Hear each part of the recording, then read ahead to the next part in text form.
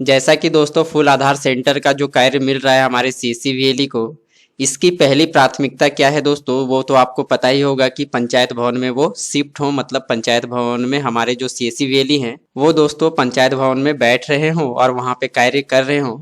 अब दोस्तों इसके बाद क्या क्या प्राथमिकता आई है इसके बारे में भी जानेंगे, क्योंकि दोस्तों आपको पता ही होगा कि एक एक पंचायत में, जैसा कि दोस्तों आपको पता ही होगा कि पान की दुकान की तरह हर पंचायत में सीएससी सेंटर हो गए हैं।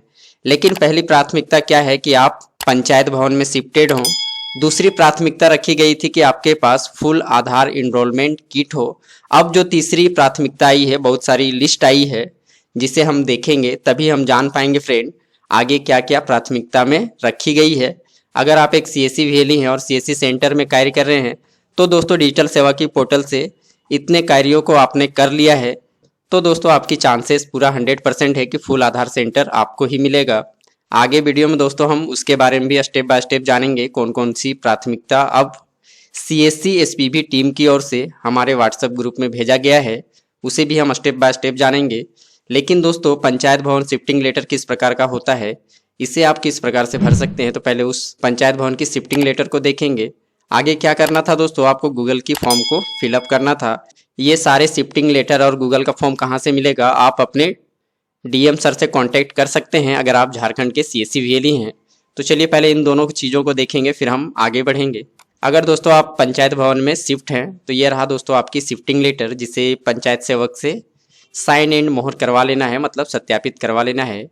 इसके बाद रहा दोस्तों आधार पैक सेंटर का ये गूगल की लिंक, जिसे आपको फिल करके सेंड कर देना है। अब हम आगे बात करेंगे दोस्तों आगे और कौन कौन सी योग्यता आपके पास होनी चाहिए अगर आपके पास सीएससी सेंटर है और सीएससी सेंटर में आप कार्य कर रहे हैं। तो दोस्तों इन सर्विसों को आपको कंप्लीट कर लेना है, तभी आपकी पहली प्राथमिकता में रहेगी फुल आधार एनरोलमेंट सेंटर के लिए। तो दोस्तों चलिए आगे देखेंगे जो हमारे व्हाट्सएप ग्रुप में आई है क्या क्या प्राथमिकता में रखी गई है।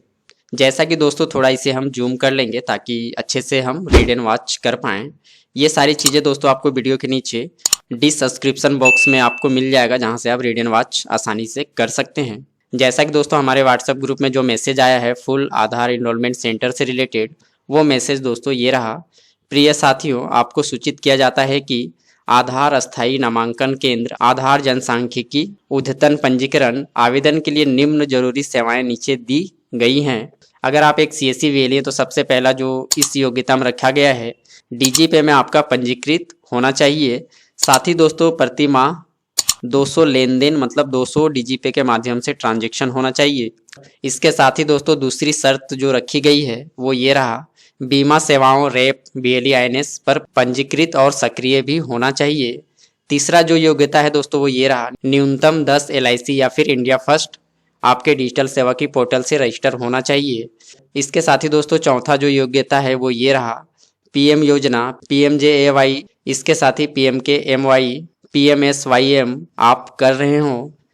पांचवी योग्यता में आईआरसीटीसी में आपका पंजीकरण होना चाहिए, मतलब आप डिजिटल सेवा की पोर्टल से आईआरसीटीसी एजेंट के लिए भी पंजीकरण आपने कर रखा हो।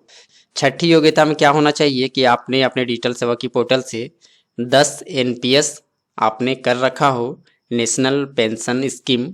आगे की योग्यता ये रहा दोस्तों, स्वास्थ्य सेवाओं के तहत सक्रिय टेलीमेडिसिन न्यूनतम 30 प्रति माह आपने किया हो। इसके बाद आठवीं शर्त रहा दोस्तों, आपने ई श्रम कार्ड, अभी जो ई श्रम कार्ड बन रहा है 500 कम से कम पंजीकरण कर रखा हो। साथ ही दोस्तों आपने डीजी नेम परचेज किया हो, मतलब डोमेन आपने डिजिटल सेवा के पोर्टल से परचेज कर लिया हो जिससे वेबसाइट बनती है।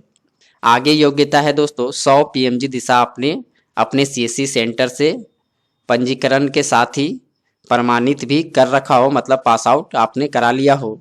और जो योग्यता है दोस्तों वो ये रहा, न्यूनतम 10 बीसीसी कोर्स में भी आपने पंजीकरण किया हो डिजिटल सेवा की पोर्टल से कम एक ओएफएस मतलब ऑप्टिकल फाइबर स्प्लाइसिंग कोर्स में पंजीकरण किया हो। अब आगे की और योग्यताओं के बारे में बात करते हैं। कम से कम 200 ग्रामीण ई स्टोर ग्राहक ऐप इंस्टॉल और एक्टिवेट आपने करवाया हो। साथ ही दोस्तों पुलिस सत्यापन प्रति 3 माह से अधिक पुरानी ना हो, मतलब पुलिस वेरिफिकेशन कॉपी जो होता है वो आपके पास हो और 3 मंथ से पुराना ना हो।